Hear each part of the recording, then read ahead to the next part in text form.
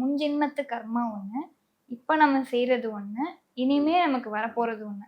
நல்லா ஒரு பழமொழி கூட சொல்லுவாங்க, கீழே தள்ளி விடணும் அப்படின்னா உன்னை உடனே தள்ளி விட்டுற மாட்டாங்க, மேல உச்சத்துக்கு கொண்டு போயிட்டு அதுக்கப்புறம் தான் உனக்கு கீழே தள்ளிடுவாங்க, அப்பதானே உனக்கு தெரியும் அப்படின்னு அடி நல்லா விழுகும் அப்படின்னு சொல்லுவாங்க இல்லையா.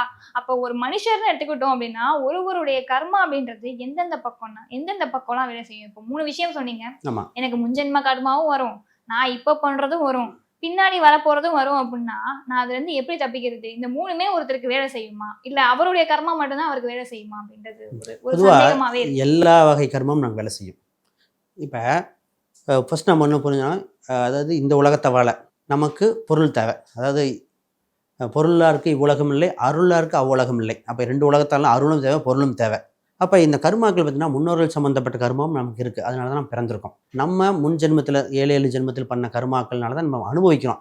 நம்ம எங்கே ஒரே குடும்பத்தில் பிறந்தாலும் நம்ம வளர்ப்பு, நம்ம படிப்பு, இதெல்லாம் அறிவு, இதெல்லாம் கர்மா வகையில் வருது. அடுத்து நமக்கு வர சந்ததிகள் நம்ம இப்போ என்ன பண்ணிகிட்டு இருக்கோம் அதை அடுத்து கண்கூடாக பார்க்க போகிறோம். அப்போ எல்லா வகை கர்மாவும் அப்பப்போ அனுபவிக்கிறோம்.